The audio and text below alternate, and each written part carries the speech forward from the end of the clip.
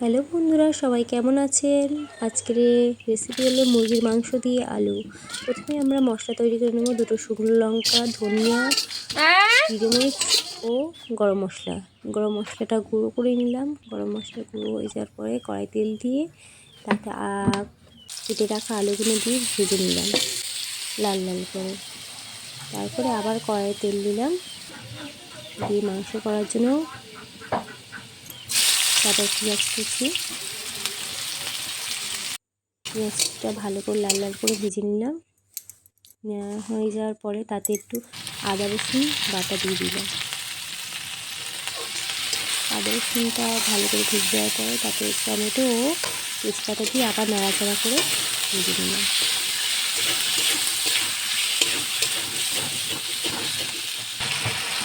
লবণ, হলুদ দিয়ে আবার নাড়াচাড়া করে একটু Kashmiri red chilli powder add করলাম, দিয়ে তাতে অল্প সামান্য পরিমাণে একটু জল দিলাম।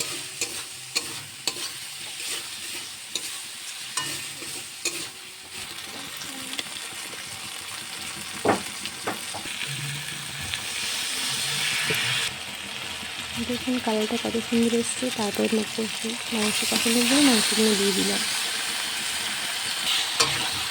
মাংসটাও ভালো করে কষে নেব।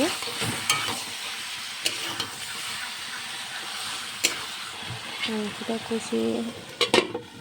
কষিয়ে ঢাকা দিয়ে আবার ঢাকাটা তুলে দেখুন কেমন রঙ এসছে। তেল ছেড়ে দিয়েছি, ভেজে থাকা আলুগুলো দিয়ে দিলাম।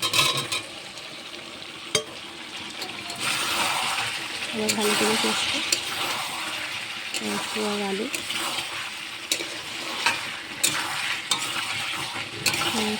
ভালো করে কষে নিয়ে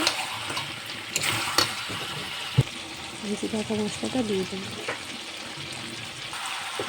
মশলাটা দিয়ে দিলাম, দিয়ে আবার